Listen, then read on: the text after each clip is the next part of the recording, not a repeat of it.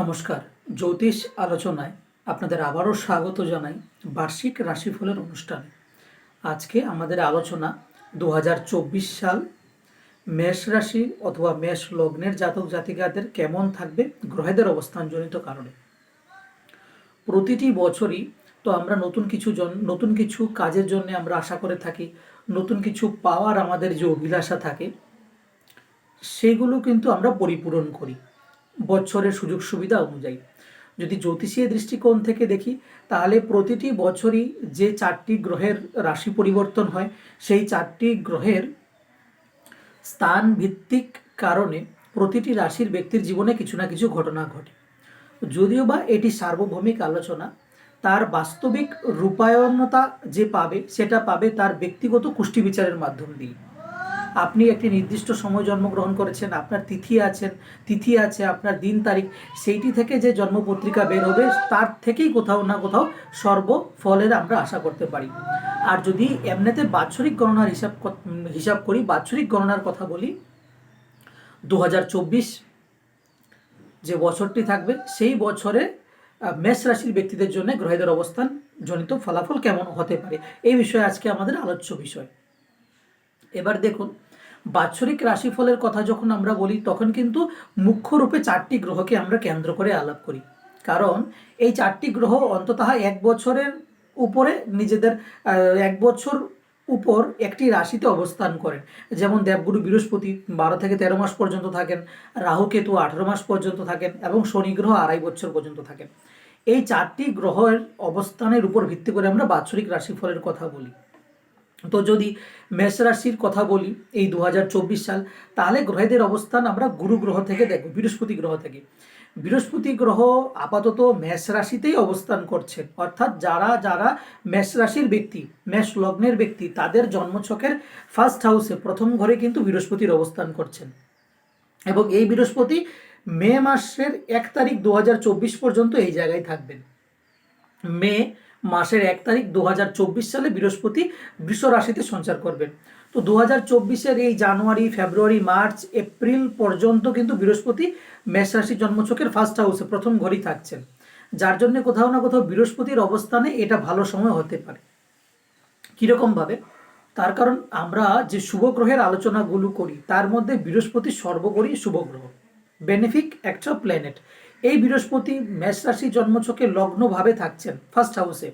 তো first house থেকে আমরা ব্যক্তির শরীর, ব্যক্তির ব্যক্তিত্ব, ব্যক্তির পার্সোনালিটি, এই সমস্ত কিছুকে দেখি। এই জায়গাতে বৃহস্পতি অবস্থান করছেন।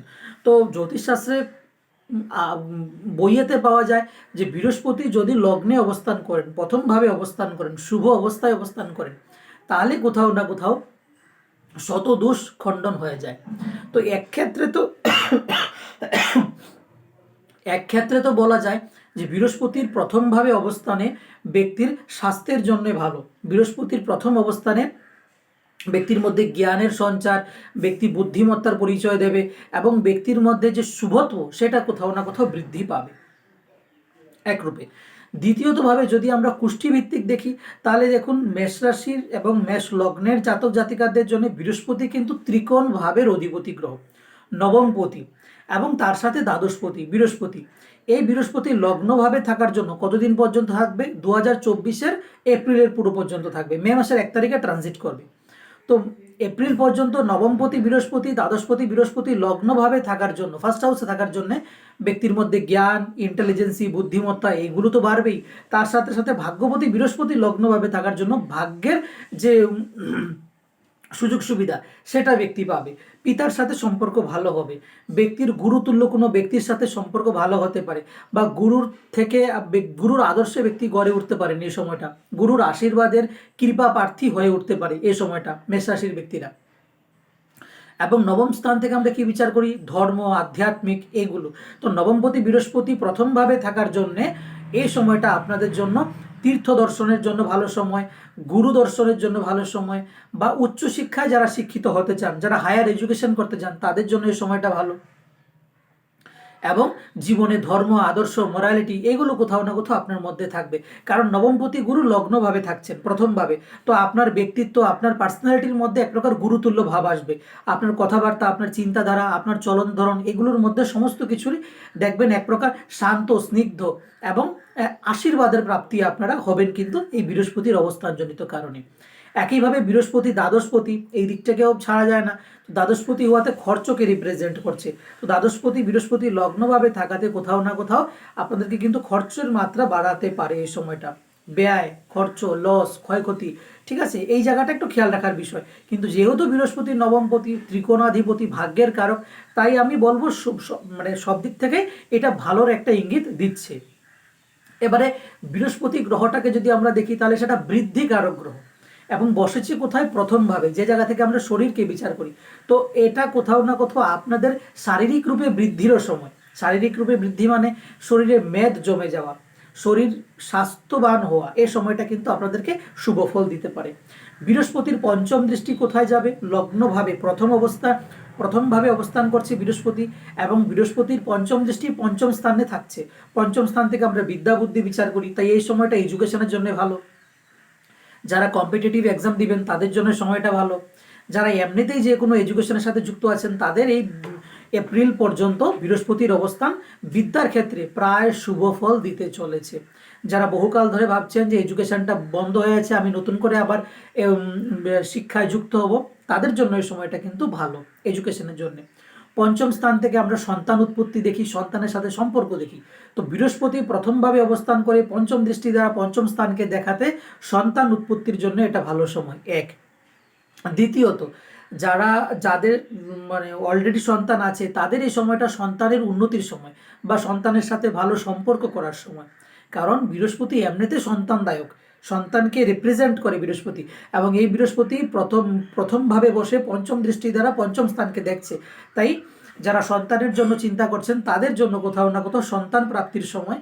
দ্বিতীয়ত, এডুকেশনের জন্য সময়টা ভালো, সন্তানের উন্নতির জন্য সময়টা ভালো, সন্তানের সাথে ভালো বন্ডিং হওয়ার সময়টা ভালো বলা যায়। বৃহস্পতির সপ্তম দৃষ্টিও আছে। তো লগ্নভাবে প্রথমভাবে অবস্থান করে বৃহস্পতি সপ্তম দৃষ্টি দ্বারা সপ্তম ভাবকে দেখবে, যার জন্য বিবাহের যোগ। যারা এখনও অবিবাহিত আছেন, মেষ রাশির ব্যক্তিরা বা মেষ লগ্নের ব্যক্তিরা, এই বছর 2024-এ বিবাহের যোগ থাকছে, বিবাহের যে যোগাযোগ সেটা থাকছে। এবং যারা অলরেডি বিবাহিত তাদের এই সময়টা বিবাহের যে সম্পর্ক, সেই সম্পর্কটার মধ্যে অনেক ক্ষেত্রে সুন্দরতা আসার কথা, রিলেশনশিপে আসার কথা। বৃহস্পতির নবম দৃষ্টি যাবে নবম স্থানে, নিজের মূল ত্রিকোণ রাশিতে। বৃহস্পতি প্রথমভাবে অবস্থান করছেন, তার নবম দৃষ্টি নবম ভাবেই পড়বেন, নিজের মূল ত্রিকোণ সাইনে। তো কোথাও না কোথাও ভাগ্যের জন্য ভালো, সুযোগ সুবিধা থাকবে, কার্য উন্নতির যোগ থাকবে, উন্নতি থাকবে, ডেভেলপমেন্টের সময় থাকবে, এবং নতুন কাজের সুযোগ সুবিধা আপনি পাবেন। কারণ ভাগ্যস্থান থেকে আমরা ব্যক্তির জীবনের উন্নতিটাকে দেখি। তো বৃহস্পতির ভাগ্যস্থানের দৃষ্টি কোথাও না কোথাও উন্নতির সময়, এটা নতুন চাকরি বাকরি পাওয়ার সময়, প্রমোশনের সময়, ঠিক আছে, ভ্রমণ ইত্যাদির জন্য ভালো সময় বলা যায়। এই হলো গিয়ে 2024-এর এপ্রিল পর্যন্ত। মে মাসের 1 তারিখে কিন্তু বৃহস্পতি ট্রানজিট করছে, 1 মে 2024। 2024-এর মে মাসের 1 তারিখ বৃহস্পতি প্রথম ভাব থেকে সেকেন্ড হাউসে যেতে চলেছে। এবার সেকেন্ড হাউসে গেলে কীরকম প্রভাব পাওয়া যাবে? সেকেন্ড হাউস থেকে আমরা শুধু ফাইন্যান্স দেখি এবং পরিবার দেখি, আরও অনেক কিছু দেখা হয়। মূলত ফাইন্যান্স, আপনি আপনার সেভিংস কতটুকু করতে পারলেন, আপনার ফ্যামিলি বন্ডিং আপনার কেমন, পরিবার আপনাকে কতটুকু সুযোগ সুবিধা দেয়, এই বিষয়গুলো আমরা কিন্তু সেকেন্ড হাউস থেকে দেখি। এবার এই সেকেন্ড হাউসে বৃহস্পতির অবস্থান হবে 1 মে 2024-এ। তো কোথাও না কোথাও বৃহস্পতির অবস্থানে 2024-এর মে মাস থেকে ফাইন্যান্সের জন্য সময় ভালো, অর্থ রোজগারের জন্য সময়টা ভালো বৃহস্পতির আশীর্বাদে। এবার বৃহস্পতি কি? বৃহস্পতি জ্ঞানকে রিপ্রেজেন্ট করে, বৃহস্পতি নলেজকে রিপ্রেজেন্ট করে, এডুকেশনকে রিপ্রেজেন্ট করে। তো কোথাও না কোথাও মে মাস থেকে আপনারা আপনাদের ভাগ্যের সহযোগিতায়, আপনারা আপনাদের নলেজকে ইউটিলাইজ করে, আপনারা বিদ্যাকে ইউটিলাইজ করে, ঠিক আছে। এবং বৃহস্পতি কিন্তু ব্যাংক প্রফেশনকে রিপ্রেজেন্ট করে, বৃহস্পতি এডুকেশনকে রিপ্রেজেন্ট করে। তো এডুকেশন সম্বন্ধিত কোনো কাজ, ব্যাংক প্রফেশন জনিত যে কোনো কাজ, এই সম্বন্ধিত কাজগুলো দ্বারা কিন্তু রোজগার, আয় উন্নতি সোর্স কিন্তু থাকবে 2024-এর মে মাস থেকে। ঠিক আছে। কিন্তু বৃহস্পতির এই অবস্থানে অর্থ রোজগার আপনি পাবেন, আপনার ফাইন্যান্সিয়াল কন্ডিশন ভালো হতে পারে, কারণ ভাগ্যবতী বৃহস্পতির শুভ গ্রহ, সে সেকেন্ড হাউসে গিয়ে বসছে, তো আপনাদেরকে রোজগার দেবে, ফাইন্যান্স দেবে, সেভিংস দেবে, পরিবারের জায়গাটাকে ভালো করবে। কিন্তু বৃহস্পতি এই জায়গাতে একটু দুর্বল হবে। কেন দুর্বল হবে? কারণ বৃহস্পতি যেতে চলেছে মে মাসে সেকেন্ড হাউসে, সেকেন্ড হাউস অর্থাৎ বৃষ রাশিতে, শুক্রের রাশিতে। এবার দেখার বিষয় যে শুক্রের রাশি কিন্তু বৃহস্পতির জন্য ভালো সাইন না, কারণ শুক্রের সঙ্গে বৃহস্পতির শত্রুতা সম্পর্ক। এবার যখন শুক্রের রাশিতে বৃহস্পতি আসবে তো ফাইন্যান্সের জন্য ভালো থাকবে, কিন্তু বৃহস্পতি নিজে দুর্বল হয়ে যাবে এই জায়গাতে, শত্রু রাশিতে। এবং বৃহস্পতিকে নবমপতি, তো নবমপতি বৃহস্পতি হয়ে সে ধনস্থানে যেতে চলেছে। এবার আমরা যদি জ্যোতিষশাস্ত্রের ভবৎ ভবম সিদ্ধান্তকে লাগাই, তাহলে নবমপতি নিজের ঘর থেকে ষষ্ঠ স্থানে যেতে চলেছে। উদাহরণস্বরূপ এই ধরুন মেষ রাশি জন্মছক, বৃহস্পতি মে পর্যন্ত এই জায়গায় থাকবে, সরি এপ্রিলের 30 তারিখ পর্যন্ত, মের 1 তারিখে এই জায়গাতে যাবে 2024-এ। তো এই জায়গা থেকে আমরা ফাইন্যান্স বিচার করি, এই জায়গাতে বৃহস্পতি ফাইন্যান্স দেবে। কিন্তু বৃহস্পতি নবমপতি হয়ে নিজের ঘরের থেকে 1 2 3 4 5 6 ষষ্ঠ দূরত্ব এসে শত্রু রাশিতে অবস্থান করবে। তাই এ সময়টা কোথাও না কোথাও বৃহস্পতির দুর্বল অবস্থায় থাকবে। তাই বৃহস্পতি যখন উইক থাকবে, দুর্বল থাকবে, তখন পিতার হেলথের কন্ডিশন কিন্তু খারাপ হতে পারে। পিতার হেলথের কন্ডিশন আপনাদের মেষ রাশির ব্যক্তির জাতক জাতিকাদের পিতার হেলথের কন্ডিশন খারাপ হতে পারে, পিতার সাথে সম্পর্ক খারাপ হতে পারে, বা যে কোনো কারণবশত পিতার সাথে, গুরুতুল্য কোনো ব্যক্তির সাথে বা হায়ার এডুকেশনে কিন্তু বাধা আসতে পারে, কারণ বৃহস্পতি এই জায়গায় দুর্বল হবে। কিন্তু ফাইন্যান্সের জায়গায় ভালো থাকবে। একইভাবে বৃহস্পতির পঞ্চম দৃষ্টি আছে, তো বৃহস্পতি যখন সেকেন্ডে থাকবে তখন তার পঞ্চম দৃষ্টি কোথায় পড়বে? ষষ্ঠভাবে। 1 1 2 3 4 5 ষষ্ঠভাবে বৃহস্পতির পঞ্চম দৃষ্টি। এবার ষষ্ঠ ভাব থেকে আমরা দেখেছি যে রোগকে বিচার করা হয়, ষষ্ঠ স্থান থেকে কোর্ট মামলা কেস এগুলোকে দেখা হয়। তো বৃহস্পতি ধনস্থানে বসে পঞ্চম দৃষ্টি দ্বারা ষষ্ঠ স্থানকে দেখাতে মে 2024 হইতে, মে মাস থেকে সামনের এপ্রিল পর্যন্ত 2025 পর্যন্ত বৃহস্পতির এই অবস্থানজনিত কারণে কোথাও না কোথাও হেলথের যে ডিস্টার্ব, এটা কিন্তু আপনারা অনুভব করতে পারেন, হেলথ জনিত সমস্যা। এবং বৃহস্পতি কী ধরনের সমস্যা করে? বৃহস্পতি জন্মছকের মধ্যে যে রোগগুলোকে দেখায়, এই কোথাও না কোথাও লিভার জনিত কোনো সমস্যা, জন্ডিস জনিত প্রবলেম, আনডাইজেশনের প্রবলেম, হ্যাঁ, এগুলো জনিত সমস্যা দিতে পারে। তো হেলথের কন্ডিশন খারাপ করতে পারে, লিভার জনিত সমস্যা দিতে পারে। এবং একটা জিনিস খেয়াল রাখার, বৃহস্পতি সেকেন্ডে বসে আছে, তো সেকেন্ড মানে খাওয়া দাওয়ার জায়গা, ঠিক আছে। তো আপনি যদি একাধিক পরিমাণে তৈলাক্ত খাওয়া দাওয়ার খান, আপনি যদি মিষ্টি দ্রব্য বেশি খান, তাহলে বৃহস্পতির পঞ্চম দৃষ্টি ষষ্ঠে পড়াতে লিভার জনিত সমস্যা, ডায়াবেটিস ইত্যাদি রোগে কিন্তু আপনাকে ভুগতে হতে পারে। এই জায়গাটা একটু খেয়াল রাখার বিষয়। সেকেন্ড থিং ইজ, ষষ্ঠ স্থান থেকে আমরা জব বিচার করি, চাকরি বিচার করি। তো বৃহস্পতি পঞ্চম দৃষ্টি দ্বারা ষষ্ঠ স্থানকে দেখাতে হেলথের জায়গাতে প্রবলেম রাখবে, কিন্তু পাশাপাশি যারা নতুন চাকরির জন্য আশা করছেন তাদের এই সময়টা চাকরি উন্নতির সময়, তাদের এই সময়টা জব পাওয়ার সময়, এই জায়গাটা খেয়াল রাখার বিষয়। বা অলরেডি যারা চাকরি করছেন তাদের এই জায়গাটা চাকরির ক্ষেত্রে ভালো বলা যায়, শুধু হেলথের জায়গাটা একটু ডিস্টার্ব করতে পারে। বৃহস্পতির সপ্তম দৃষ্টি কোথায় পড়বে? অষ্টম স্থানে। অষ্টম স্থান থেকে আমরা কি বিচার করি? ব্যক্তির জীবনের কষ্ট, অপারেশন, সার্জারি, কর্নিক ডিজিজ, এগুলো। তো বৃহস্পতি পঞ্চমী দৃষ্টি করে, সরি, বৃহস্পতি ষষ্ঠে দৃষ্টি করে রোগ বাড়াবে, এবং সপ্তম দৃষ্টি দ্বারা অষ্টম ভাবকে দেখাতে এই রোগের মাত্রাটা কিন্তু আরো বাড়তে পারে, এটা সার্জারি লেভেলে যেতে পারে, এটা অপারেশন দিতে পারে অষ্টমী দৃষ্টি, বা এটা আরও ক্রনিক ডিজিজে পরিণত করতে পারে। তাই মে মাস 2024 হইতে আপনারা কিন্তু আপনাদের হেলথের প্রতি প্রচুর খেয়াল রাখা প্রয়োজন। পিতার প্রতি খেয়াল রাখবেন, পিতার সাথে কি কথা বলছেন, কেমন সম্পর্ক, এটা খেয়াল রাখার কথা। আপনি কি খাচ্ছেন সেটা খেয়াল রাখার কথা। এবং খাওয়া খাদ্যের প্রতি মিষ্টি দ্রব্য, তৈলাক্ত বস্তু এগুলো বর্জন করতে হবে, নয়তোবা হেলথজনিত সমস্যায় কিন্তু ভুগতে হতে পারে। তারপর বৃহস্পতির নবম দৃষ্টি, বৃহস্পতির নবম দৃষ্টি কোথায় পড়বে? 7 8 9 দশম স্থানে। দশম স্থানে বৃহস্পতির নবম দৃষ্টি, নিচ দৃষ্টি, এই জায়গাটা মকর রাশির জায়গা।